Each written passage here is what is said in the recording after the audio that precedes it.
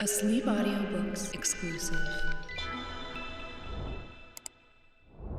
Grimm's Fairy Tales by Jacob Grimm and Wilhelm Grimm. Read by E. Campbell for the Sleep Audiobooks YouTube channel and sleepaudiobooks.com. The Golden Goose. There was a man who had 3 sons, the youngest of whom was called Dummling, and was despised, mocked, and sneered at on every occasion. It happened that the eldest wanted to go into the forest to hew wood, and before he went his mother gave him a beautiful sweet cake and a bottle of wine in order that he might not suffer from thirst or hunger. When he entered the forest he met a little gray-haired old man who bade him good day and said, "Do give me a piece of cake out of your pocket, and let me have a draught of your wine. I am so hungry and thirsty." But the clever son answered, "If I give you my cake and wine, I shall have none for myself. Be off with you." And he left the little man standing and went on. But when he began to hew down a tree, it was not long before he made a false stroke, and the axe cut him in the arm, so that he had to go home and have it bound up. And this was the little gray man's doing. After this, the second son went into the forest, and his mother gave him, like the eldest, a cake and a bottle of wine. The little old gray man met him likewise, and asked him for a piece of cake and a drink of wine. But the second son, too, said sensibly enough, "What I give you will be taken away from myself. Be off." And he left the little man standing and went on. His punishment, however, was not delayed. When he had made a few blows at the tree, he struck himself in the leg, so that he had to be carried home. Then the dummling said, "Father, do let me go and cut wood." The father answered, "Your brothers have hurt themselves with it. Leave it alone. You do not understand anything about it." But Dummling begged so long that at last he said, "Just go then. You will get wiser by hurting yourself." His mother gave him a cake made with water and baked in the cinders, and with it a bottle of sour beer. When he came to the forest, the little old gray man met him likewise, and greeting him said, "Give me a piece of your cake and a drink out of your bottle. I am so hungry and thirsty." Dummling answered, "I have only cinder cake and sour beer. If that pleases you, we will sit down and eat." So they sat down, and when Dummling pulled out his cinder cake, it was a fine, sweet cake, and the sour beer had become good wine. So they ate and drank, and after that the little man said, "Since you have had a good heart and are willing to divide what you have, I will give you good luck. There stands an old tree, cut it down, and you will find something at the roots." Then the little man took leave of him. Dummling went and cut down the tree, and when it fell, there was a goose sitting in the roots with feathers of pure gold. He lifted her up, and taking her with him, went to an inn where he thought he would stay the night. Now the host had 3 daughters, who saw the goose and were curious to know what such a wonderful bird might be, and would have liked to have one of its golden feathers. The eldest thought, "I shall soon find an opportunity of pulling out a feather." And as soon as Dummling had gone out, she seized the goose by the wing, but her finger and hand remained sticking fast to it. The second came soon afterwards, thinking only of how she might get a feather for herself, but she had scarcely touched her sister than she was held fast.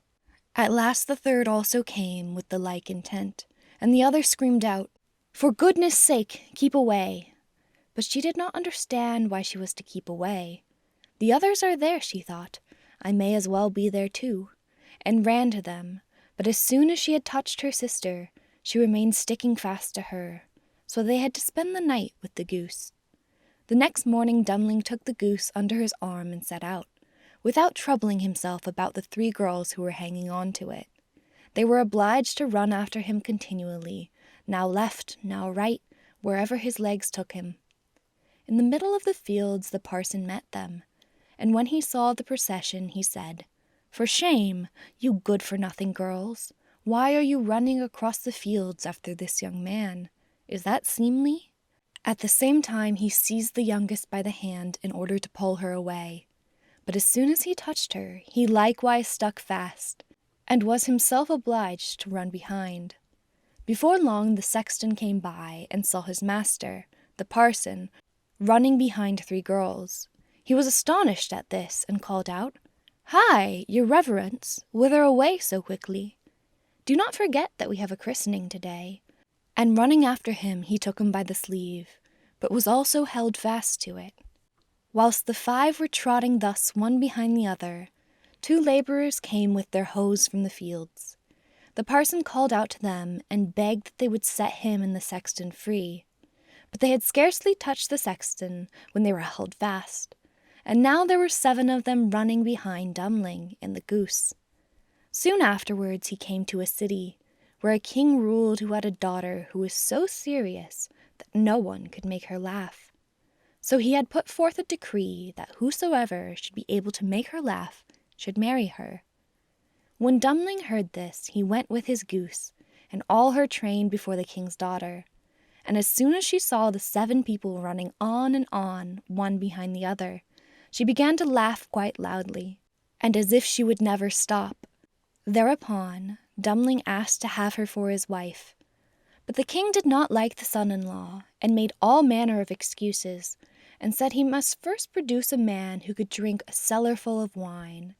Dummling thought of the little grey man, who could certainly help him.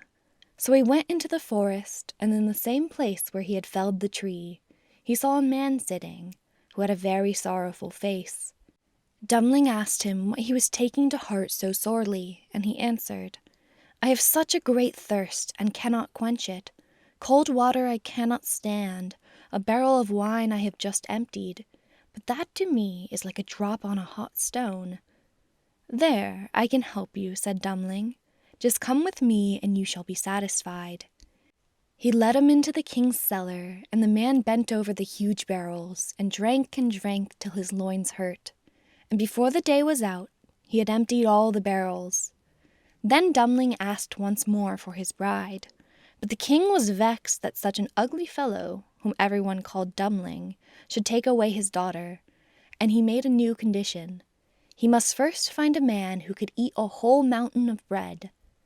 Dummling did not think long, but went straight into the forest, where in the same place there sat a man who was tying up his body with a strap, and making an awful face, and saying, "I have eaten a whole ovenful of rolls, but what good is that when one has such a hunger as I? My stomach remains empty, and I must tie myself up if I am not to die of hunger." At this Dummling was glad, and said, "Get up and come with me. You shall eat yourself full." He led him to the king's palace, where all the flour in the whole kingdom was collected, and from it he caused a huge mountain of bread to be baked. The man from the forest stood before it, began to eat, and by the end of one day the whole mountain had vanished.